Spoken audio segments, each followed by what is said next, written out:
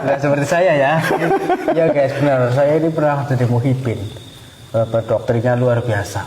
Ketika mengawal Habib Bahar pada waktu itu kasus kekerasan, itu saya naik travel Pak Yai. Seragam lengkap seperti tentara mau jihad di Palestina. Oh, Masya Allah. Lengkap semua ya.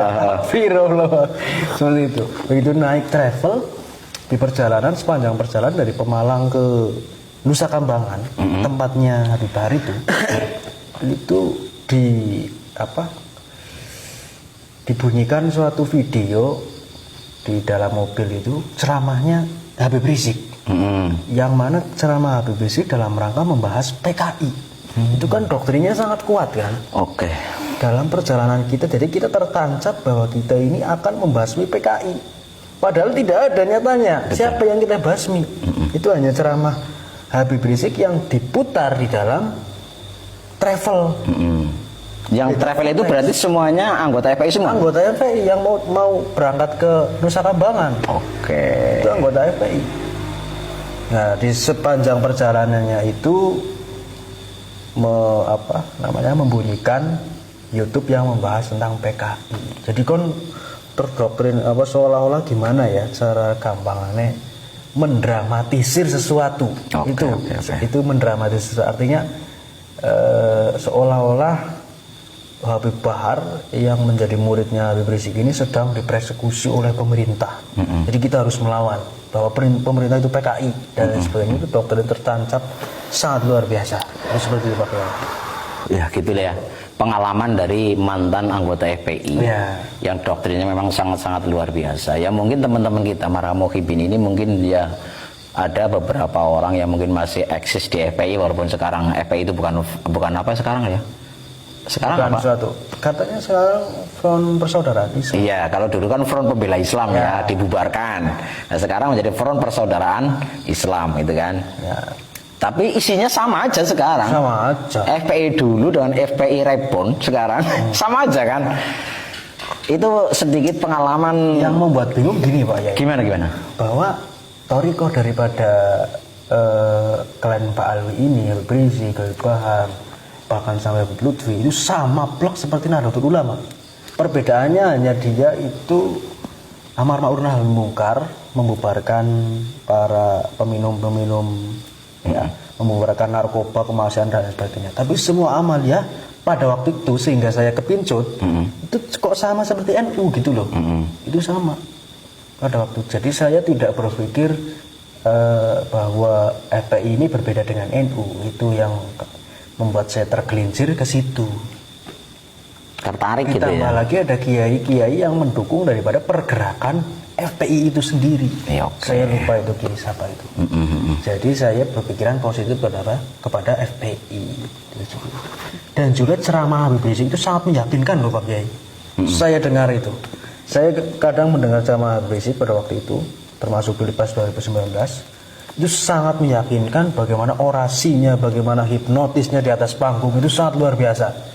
Saya akui itu, dia orator urung, saya akui. Benar. Betul. Apalagi ketika dia diundang di suatu universitas untuk membahas tentang PKI. Bener-bener luar biasa, dia gamblang membahas PKI. Hampir nyatanya yang PKI dia sendiri. Masya Allah. Itu dia yang ngomong ya, bukan saya. Yang PKI dia sendiri. Oke. Beberapa sejarah ada yang menyebutkan bahwa DNA Aidit itu adalah klan Mbak Alwi. Saya ketawa di situ. Wah, lagi sing PKI lu kayaknya jebul ya. Aduh, baru nyadar gitu kan. Ya kita bro santai kita tidak sepanang, kita tidak begitu serius, tapi ini adalah sebuah fakta nyata ya. Pengakuan langsung dari anggota FPI yang pernah bersama dengan Habib Bahar, mengawal langsung junjungannya dulu ya. Kalau sekarang udah tobat, untung saja dia nggak sampai dipukulin sama Habib Bahar. Aduh, alhamdulillah. Ini harus bersyukur. Syukuran ini antum syukuran kudune nggih. Saya menjadi garda terdepan yang melawan mereka semua sekarang. Jadi berbalik arah, Pak Yai. Oh iya. Jadi saya tidak takut benar-benar. Persekusi apapun saya tidak takut. Di Pemalang maupun di daerah manapun ya, saya tidak takut kepada mereka. Karena memang mereka itu hanya minoritas belaka, hanya gembur-gembur di media sosial dan apa ya? Sebenarnya pengecut sebenarnya, kalau menurut saya pengecut. Pengecutnya? Ya pengecutnya satu, ya, Habibnya itu tidak pernah turun, memberikan komando saja. Betul. Itu serang itu, gitu kan? Iya. PKI itu, itu persekusi ulama itu, ya. Itu zolimin ulama, pemerintah dan sebagainya. Akhirnya Muhibinnya saja yang turun, laskarnya saja yang turun, tidak pernah Habib itu turun. Saya agak berpikirnya.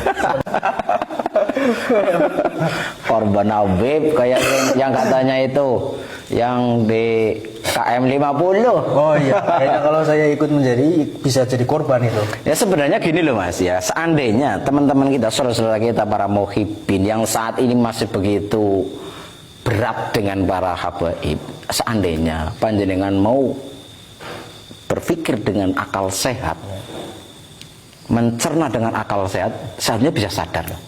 Karena apa? Ya seperti yang jenengan sampaikan tadi ya. Para habib ini hanya keluar-keluar di atas truk komando kan? Iya, tidak beratur. Nanti yang terjadi yang di bawah sebab itu adalah laskarnya. Nah, laskarnya ini sendiri adalah orang-orang kita, saudara-saudara kita. Ketemunya sama polisi, ya, dengan aparat keamanan. Akhirnya yang bentrok pribumi dengan pribumi. Yang menjadi korban siapa coba? Ya pribumi, benar. Pribumi dengan pribumi. Kemudian soal masalah nasab ini juga seperti itu, Pak Yai. Iya. Kita diadu domba oleh Habib ya, misalkan Habib suruh menyerang Kiai Imad atau menyerang Gus Abbas.